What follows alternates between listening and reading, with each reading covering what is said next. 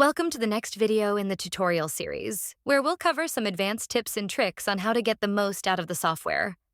First off, if you didn't figure it out already, when you see these green letters on the left, they're automatic copy buttons for their respective sections. So, in this case, the S will copy the subjective section to your clipboard, like so. This is meant to speed up copying notes into the chart.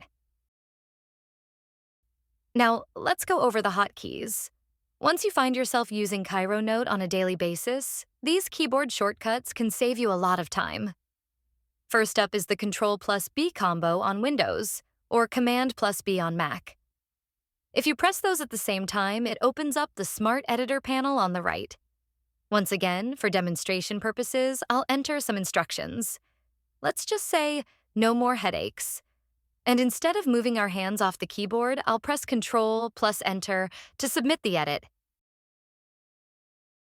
I can now press Ctrl+B again to close the panel.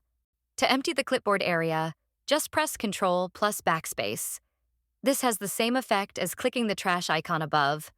Finally, to open and close the history panel, press Ctrl+Backtick.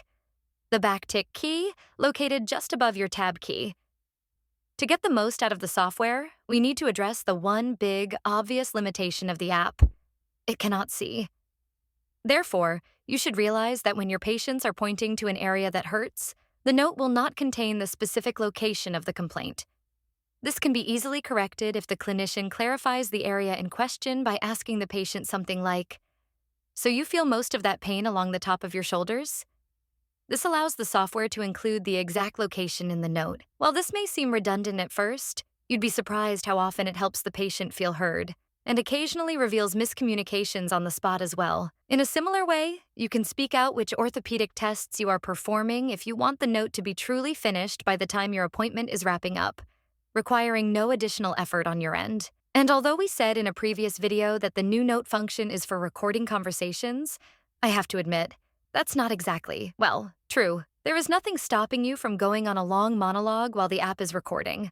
Think of it as your chance to think out loud, because the software will still polish what you say into a note. Many of our clinicians use the new note function to just unload everything from memory without worrying about getting it perfect. Say goodbye to that on-the-spot feeling of needing to say the exact right words on the first try.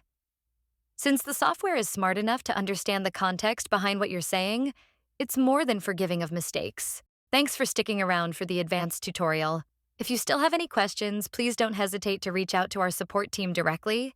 We'd love to hear what you think of our product.